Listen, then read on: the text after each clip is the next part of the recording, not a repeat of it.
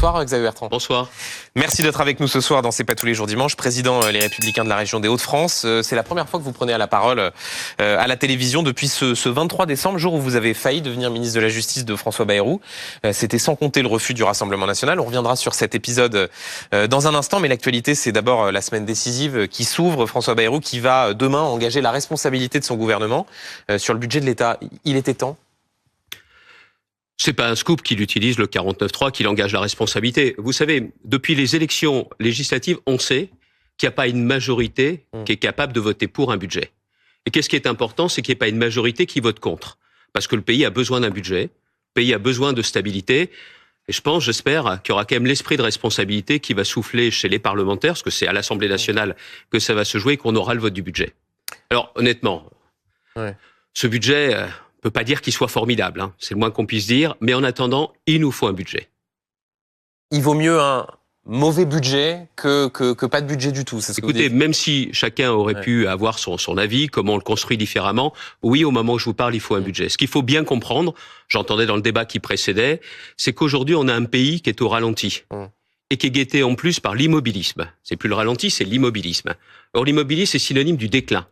On ne peut pas se permettre ça. Et donc, aujourd'hui, tout le monde attend. Regardez, moi, à la région des Hauts-de-France, je n'ai toujours pas voté mon budget. Il sera voté fin mars parce qu'en attendant, je ne sais pas exactement quelles seront les dotations que l'État va accorder aux collectivités et comment je dois construire mon budget. Mais c'est pas moi le sujet. C'est les associations, les mairies qui attendent pour investir et aussi nombre de particuliers qui se demandent si je vais être à leur côté ou pas.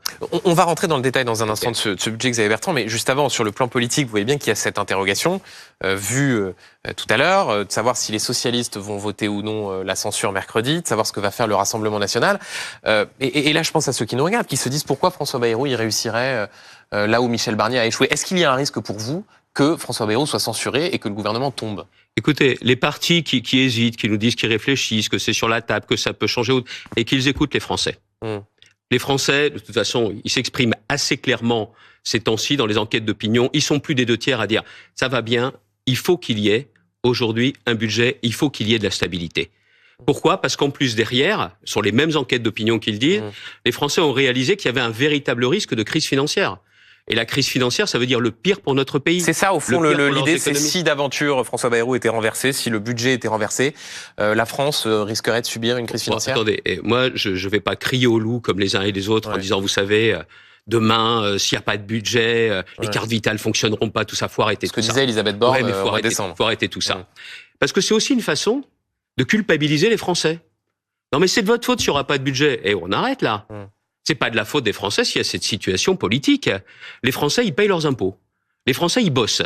Les Français, ils veulent tout simplement, en fonction du résultat des élections, que les responsables politiques prennent, leur responsabilité. Et c'est ce message-là qu'ils doivent entendre. Et d'ailleurs, dans quasiment toutes les formations politiques, peut-être en dehors des extrêmes et encore, les électeurs des différents partis leur disent, écoutez, arrêtez, il faut qu'il y ait un budget. Il y a un instant malgré tout, Boris Vallaud, président des socialistes à l'Assemblée nationale, dit la censure reste sur la table. Qu'est-ce que vous dites ce soir? Je rappelle que vous appartenez à un parti politique qui gouverne, qui est présenté au gouvernement, on en parlera dans un instant, qui a voté en faveur de ce budget au sein de ce qu'on appelle la CMP, Commission Mixte Paritaire. Qu'est-ce que vous dites aux socialistes qui visiblement n'ont toujours pas tranché sur le fait de savoir s'ils allaient ou non faire tomber François Bayrou, qui disent non, nous on continue d'attendre des concessions. Tout à l'heure, Philippe Brun parlait par exemple de la question du pouvoir d'achat. Qu'est-ce que vous leur dites? Qu'ils posent la question aux Français qui votent socialiste. Il aura la réponse. Ils leur disent très clairement, au bout d'un moment, il faut arrêter les surenchères. Il faudra continuer, après le vote de ce budget, à se battre, notamment pour les services publics, pour la santé, pour l'école, mais que, encore une fois, qu'ils entendent la voix du terrain. Et là, ils seront pas surpris, ils seront pas déçus, et ils sauront, à mon avis, quelle est l'attitude de la responsabilité. Vous avez un peu tenu la chandelle dans ces négociations. Non, la spécificité de François Bayrou, c'est qu'il est arrivé à Matignon en disant, moi, voilà, je vais élargir, je vais discuter avec les socialistes. La droite, dans toute cette séquence, on n'a pas le sentiment qu'elle ait été beaucoup entendue. Je vous l'ai dit tout à l'heure. Vous savez qu'il n'y aura pas de majorité pour voter pour. Qu'est-ce que vous devez faire? Vous devez éviter qu'il y ait une majorité pour voter contre. Alors il faut discuter. Il faut discuter avec les gens de bonne volonté. Sauf que ceux qui se reconnaissent dans ces gens de bonne volonté, au bout d'un moment, il faut arrêter la surenchère. Sur le fond, Xavier Bertrand, cette semaine a été marquée par l'inquiétude des grands patrons. Bernard Arnault, notamment fondateur de LVMH, sur cette contribution exceptionnelle pour les grandes entreprises qui doit rapporter 8 milliards d'euros. Il a dit c'est une douche froide qui pourrait pousser à la délocalisation. Est-ce qu'il a raison d'alerter? Est-ce que c'est une mauvaise mesure? Ou est-ce que vous dites il faut un peu de patriotisme dans cette période? Il faut que ceux qui ont beaucoup contribuent à la hauteur de ce qu'ils ont et de ce dont ils bénéficient. Vous savez ce que m'ont dit un certain nombre de patrons de PME? Tiens, c'était vendredi à Beauvais, la même chose. Non mais les impôts, on voit toujours où sont les économies. Quel est le message de Bernard Arnault et d'autres grands patrons? C'est les économies, elles sont où? La baisse des dépenses, c'est où? Parce qu'il y a une vérité, Benjamin Duhamel, c'est qu'il y a trop de politiques qui ne connaissent pas le monde de l'entreprise et qui raisonnent impôts avant de penser économie. Ce que dit Bernard Arnault, c'est aussi ce que dit le patron de Michelin. C'est exactement la même chose. Réduisez les dépenses, réduisez vos dépenses. Moi, Sophie Binet a dit les rats quittent le navire. Oh, attendez, il y en a marre de cette surenchère verbale. On est aujourd'hui dans la surexcitation, les uns sur les autres. C'est polémique sur polémique. Basta. Les Français aujourd'hui aimeraient bien qu'il y ait des politiques qui fassent preuve de sang-froid et des responsables syndicaux qui agissent de même. D'ailleurs, vous remarquez qu'elle aura été la seule à tenir ces propos odieux. Je veux juste revenir un instant sur cela. Vous savez, moi, peut-être parce que j'ai été chef d'entreprise pendant plus d'une dizaine d'années, ce sont pas les politiques qui créent les emplois, ce sont les entrepreneurs. Et le rôle des politiques, c'est aussi de créer l'écosystème pour que les emplois se créent et qu'il y ait de la richesse qui se crée. Mais c'est vrai que beaucoup trop ont le réflexe, on fait les impôts et les économies, on verra après, malgré tous les discours. Je vais vous donner un exemple dans ma région. Tiens, c'était sur votre plateau, je vous avais indiqué que compte tenu du budget qui avait été présenté par Michel Barnier, j'allais faire des économies importantes, près de 150 millions d'euros d'économies sur le fonctionnement et plus de 100 millions d'euros sur l'investissement. Et il faut savoir qu'il y a des régions qui ont décidé de taper à la porte du gouvernement, beaucoup de régions, pour dire on aimerait bien pouvoir avoir un nouvel impôt à notre disposition, ce qu'on appelle le versement mobilité, pour financer les transports en commun et qui prendrait à toutes les entreprises de plus de 50 salariés 0,15% de la masse salariale. Ça a été voté. Je n'appliquerai pas ce versement mobilité. C'est-à-dire qu'il n'y aura pas d'augmentation d'impôts. Pas dans les Hauts-de-France. À l'échelle des Hauts-de-France, à l'échelle de votre région. Pas dans les Hauts-de-France. Les Hauts-de-France, qu'ils voudront, je ne l'appliquerai pas. Et pourquoi? Parce que c'est grosso modo 66 millions d'euros que ça aurait fait rentrer dans mes caisses. Mais on va mettre la tête sous l'eau des entreprises au moment où c'est si difficile. Mais jamais de la vie. Donc je préfère faire 70 millions d'euros d'économie, mais ne pas avoir la facilité de lever un impôt en plus. On est en train de crever de cette overdose de réglementation et de fiscalité dans notre pays. Xavier Bertrand, pardonnez-moi, je vais rappeler encore une fois ce fait politique. Vous appartenez à un parti qui gouverne. Est-ce que la droite, votre parti, aurait dû dire cette contribution exceptionnelle, puisque vous dites Bernard Arnault, il a raison d'alerter, pour nous, c'est niette. Et effectivement, moi j'avais cru comprendre, mais peut-être que les choses ont changé, que la droite avait expliqué avant de participer à cette coalition gouvernementale que les impôts, avec elle, c'était fini. Là. Eh ben moi, je préférerais justement qu'on fasse au niveau national ce que je fais dans ma région. Je suis pas un magicien. Je suis cohérent avec ce que je dis depuis le départ. Des économies, une baisse des dépenses plutôt que des hausses d'impôts. C'est possible. Il y a aussi la carte grise. La carte grise, les régions ont obtenu qu'elle puisse aller jusqu'à 60 euros du cheval. La région des Hauts-de-France, c'est la région la moins chère de France, à 42 euros. Encore une fois, ça m'oblige à faire des économies, une baisse des dépenses, mais pas d'augmenter les impôts. C'est possible. Et les 8 milliards d'euros que rapporte cette mesure, cette contribution exceptionnelle, vous les trouvez où? Parce que là encore, vous dites, effectivement, vous avez raison, on entend plus souvent parler, on a plus souvent d'idées pour augmenter les impôts que pour baisser les dépenses. Les 8 milliards, on les trouve où? Est-ce que par exemple, tenez, sur l'aide médicale d'État, il fallait aller plus loin que ces 111 millions d'euros de budget rabotés? Est-ce qu'il fallait aller encore plus loin sur... On entend Éric Ciotti, par exemple, dire qu'il faut couper à la hache toutes les agences, opérateurs de l'État. Est-ce que c'est là qu'on trouve les économies? Ouais, sauf qu'il faut faire avec cette situation politique. Voilà. C'est aussi simple que ça. On le sait depuis la dissolution. On sait que pendant les 2 années qui viennent, la situation politique ne changera pas. Mais en revanche... Donc il ne se passera rien. Mais non, on n'est pas... Immobilisme. Comme dit Édouard Philippe, pendant 2 ans, plus rien de grand ne sera fait. Et jamais de la vie. On n'est pas condamné à l'immobilisme. C'est pas au moment où dans la compétition internationale, certains chaussent leurs bottes de 7 lieues, leurs baskets pour faire la course, que nous, on va se mettre en pantoufles. Il en est pas question. Parce que regardez, on va avoir un budget. Moi, je le souhaite. Mais une chose est certaine, vous l'avez dit tout à l'heure, ne faites pas confiance aux extrêmes sur le choix de leur vote. N'ayez jamais confiance dans le Rassemblement national. Jamais. C'est-à-dire que quand on Quand on tend l'oreille, on peut avoir l'impression qu'ils ne censureront pas. Vous leur dites attention, là, ils sont capables au dernier moment de changer la vie. Mais bien sûr. Madame Le Pen censurera au moment où ça l'arrange. Et d'ici les 2 ans qui viennent, il est évident qu'elle censurera à nouveau. Même si c'est pas cette fois-là, ce sera... Mais évidemment qu'elle censurera. Ouais. Son intérêt, c'est le chaos. Et puis en plus, on le sait bien, tout dépendra de ce qui va se passer le 31 mars, avec le jugement. Donc, une chose est certaine, n'ayez jamais confiance dans les extrêmes. Ni LFI, ni le Rassemblement national, ne leur faites jamais confiance. Encore un mot, Xavier Bertrand, sur le budget, puisque sur ce plateau, je vous ai souvent reçu et vous parliez de pouvoir d'achat, des habitants de votre région. Là encore, je pense à ceux qui nous regardent et qui se disent dans ce budget, avec, c'est vrai, cette équation politique contrainte, pouvoir d'achat, on n'en parle plus. C'est vrai. On n'a plus les moyens, il faut leur dire ça, vous oubliez le pouvoir d'achat. Là, on a trop dépensé, les déficits, les dettes trop importants. Pouvoir d'achat, la France ne peut plus se le permettre. Non, justement, je vais revenir sur un des points que vous évoquiez à l'instant. On n'est pas condamné à l'immobilisme pendant 2 ans. Et on n'a pas le droit de connaître l'immobilisme pendant 2 ans. Et on a les moyens d'agir pour le pouvoir d'achat des Français ? Le budget voté. Il faut avancer sur la réindustrialisation. Il faut avancer sur le logement. Parce que si on attend 2 ans, la situation sera devenue tellement grave que nos concitoyens connaîtront les pires difficultés. Je vous donne 2 exemples. Je connais bien Marc Ferracci, le ministre de l'Industrie. Je me suis entretenu avec lui. Il sait ce qu'il veut faire, il a envie de faire. Il faut que François Bayrou l'aide à faire. Le logement, Valérie Létard, elle connaît le sujet sur le bout des doigts. Il faut qu'il y ait un Premier ministre qui dise très clairement, on en fait une priorité. Et c'est pas seulement une question d'argent. C'est pas assez le cas, parce que tout à l'heure, on en parlait avec Nicolas Bétou sur ce plateau, qui soulignait une forme de flou dans l'agenda de François Bayrou, une fois que ce budget passera. Effectivement, on a du mal à y voir clair ou pas ? Vous savez ce qu'on dit dans les Hauts-de-France quand c'est flou ? C'est qu'il y a un loup. Voilà. Et ça vaut concernant le Premier ministre ? Bien sûr, il faut, attendez. Aujourd'hui, il faut un cap, des convictions et du courage. Et ça manque ? Un cap, évidemment.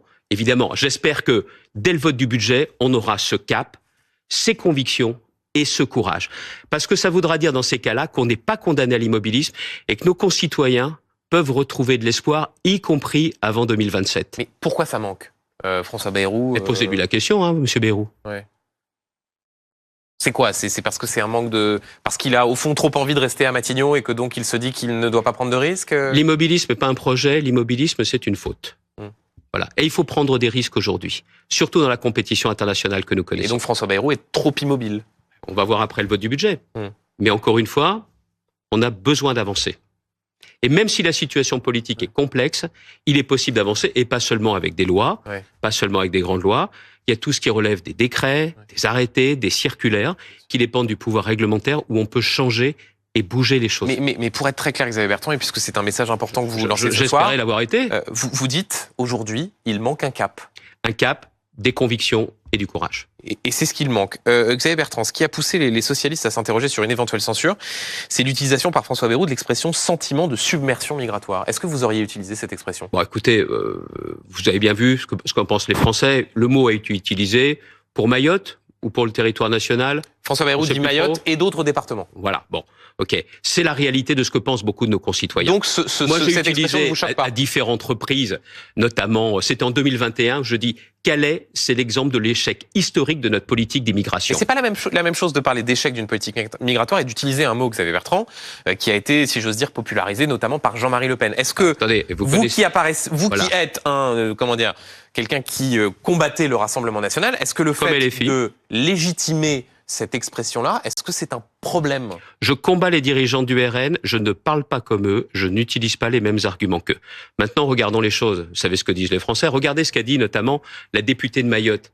Je crois qu'elle a dit, on s'en moque, ou elle a dit un autre terme, on s'en moque des termes. Mais réglez le problème, bon sang. Ça fait des années et des années que vous parlez, vous n'agissez pas. Ce que veulent nos concitoyens, c'est qu'on choisisse qui rentre sur le territoire et qu'on se batte de façon acharnée contre ces réseaux de passeurs qui nous font venir ces immigrés clandestins. C'est ça le fond du problème.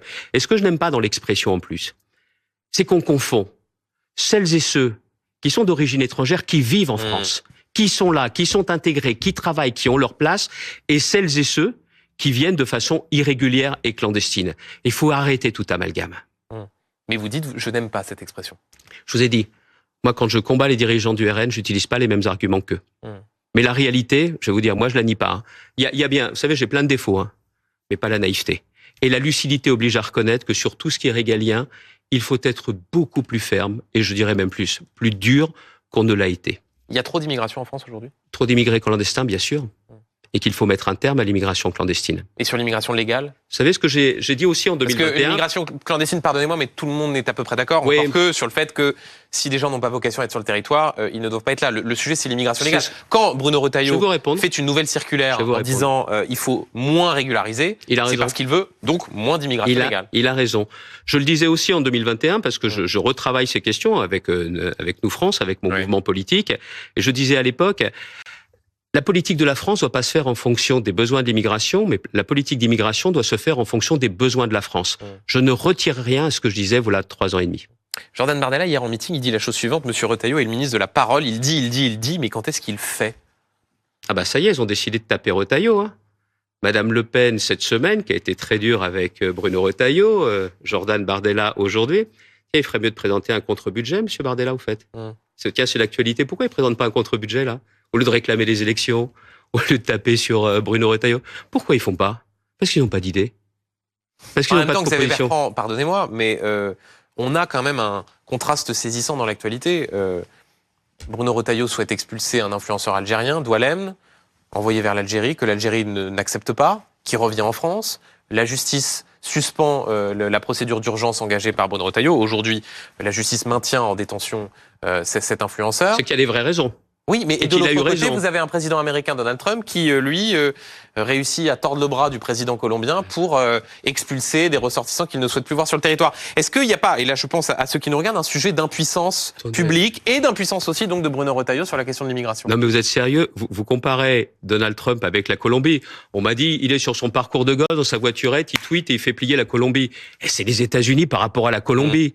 Vous n'allez pas non plus... Et donc on est contraint en France à l'impuissance si l'on veut expulser des gens vers l'Algérie. Il a fait la même chose, avec le Canada, qu'il veut annexer. Bien sûr que non. Il a fait la même chose avec d'autres pays. Il le fait parce que c'est la Colombie qui est ultra dépendante. Alors on est en train de dire Monsieur Trump formidable. Attention, tous ceux qui trouvent Monsieur Trump formidable, Monsieur Trump il est formidable pour les Américains, pas pour les Européens et certainement pas pour les Français. Puis on dit ça de Trump et Pasqua à l'époque, ça envoyait du bois. Hein. Donc Bruno Retailleau il fait du bon boulot ? Ah oui, je le pense. Je le pense. Et c'est un bon ministre de l'Intérieur ? Oui. Juste une toute petite parenthèse parce que je m'en voudrais de pas vous poser la question. Vous parliez du pouvoir d'achat. Vous avez un petit côté Colombo là quand vous posez cette petite question-là.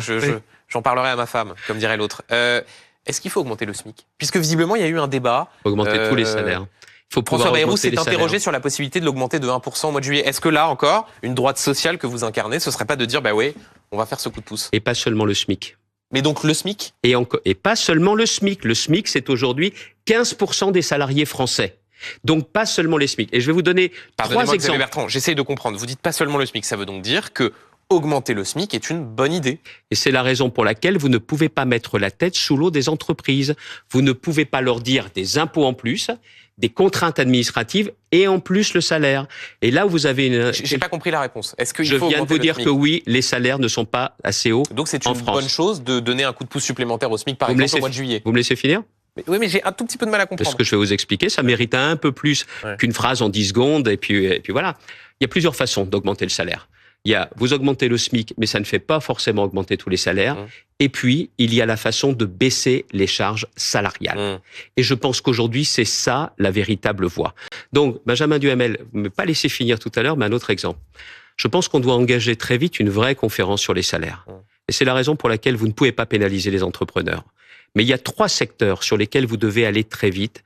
Ce sont des secteurs, la sécurité, les agents de sécurité sont à l'entrée de BFM. La propreté, toutes celles et ceux qui travaillent pour entretenir des locaux partout. Et aussi tous les métiers liés à la personne. Ce sont des salaires où non seulement c'est très bas, mais sur toute une carrière, vous n'aurez pas de progression. Eh ben, faut les défendre et il faut se battre pour eux, tout cela. Et cela, vous devez dire aux entreprises, si vous ne bougez pas les salaires, dans ces conditions-là, quand il y a des minima de branches qui sont inférieurs au SMIC, les allégements de charges, terminé. Vous allez voir si ça va pas bouger. Et ça, c'est ce qui permet de faire bouger aussi l'ensemble. Augmenter le SMIC de 1% au 1er juillet ? Je vous l'ai dit, pas seulement le SMIC. Mais donc aussi le SMIC, pardonnez-moi. Et la baisse des charges, vous vous en moquez ? Non, pas du tout, mais je pense que c'est 2 sujets qui sont... Non, c'est 3 sujets qui font l'ensemble. Ouais. Vous devez aujourd'hui... Non, attendez. On a parlé des entrepreneurs. Vous savez aujourd'hui ce qui pose problème ? Le vrai scandale français. C'est tous ceux qui bossent. Et la fin du mois, c'est pas le 30 du mois, c'est le 15 du mois. Pourquoi j'aide, moi, dans la région, ceux qui travaillent ? Tout simplement parce que normalement, c'est pas à moi de le faire. On devrait s'en sortir avec son salaire. Mais c'est l'ensemble des revenus qu'il faut faire progresser. Xavier Bertrand, avant de parler de votre avenir, de l'avenir de votre parti également, je voudrais qu'on fasse un petit retour en arrière. Nous sommes le 23 décembre, François Bayrou doit composer son gouvernement. Vous êtes pressenti pour devenir garde des Sceaux et finalement ça ne se fait pas.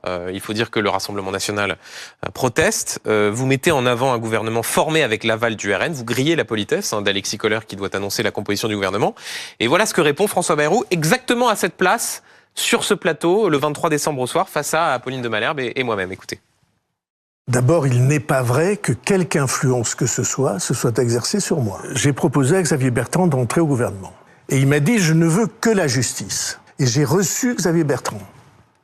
Et il m'a exposé ses vues sur le ministère de la Justice, et je ne me suis pas reconnu dans ses vues. C'est vrai ce qu'il dit ? C'est une blague. C'est une blague. Pourquoi c'est une blague ? Ce qu'il dit que ma feuille de route était trop dure. Je lui ai présenté ce que je voulais faire, notamment sur les narcotrafiquants, ce que je voulais faire sur des places de prison supplémentaires, et aussi sur les alternatives à la prison. Et je lui ai même dit, vous voyez le scandale, qu'il était quand même pas normal aujourd'hui qu'il y ait autant d'amendes qui soient pas recouvrées. Et qu'il fallait faire en sorte qu'il n'y ait pas que les braves gens qui payent leurs amendes. Et c'est violent, ça ? Pas sérieux. La vérité, elle est un peu différente. La vérité est un peu différente. La vérité, c'est que j'ai fait d'autres propositions à François Bayrou, mais on le sait bien. Marine Le Pen s'y est opposée. Et ça a été dit ensuite, elle-même ne s'en est pas cachée, qu'elle a fait savoir son opposition. Pourquoi ? Parce qu'elle a une curieuse conception de la justice, Madame Le Pen.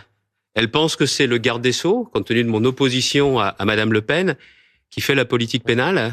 Elle connaît pas l'indépendance des magistrats. Moi, je suis convaincu de l'indépendance des magistrats. Ouais. Que ma nomination n'aurait strictement rien à changer à la décision que prendront les magistrats le 31 mars. Mais ça en dit long sur la conception de Madame Le Pen. Il y a Marine Le Pen, Xavier Bertrand, et puis il y a, François Bayrou. Vous considérez toujours que son gouvernement aujourd'hui est un gouvernement qui est sous surveillance du Rassemblement national ? Ça se voit, regardez le début de l'entretien sur la position du Rassemblement national sur le budget. Après, il y a un autre point dans l'entretien là. Et je voudrais aller jusqu'au bout.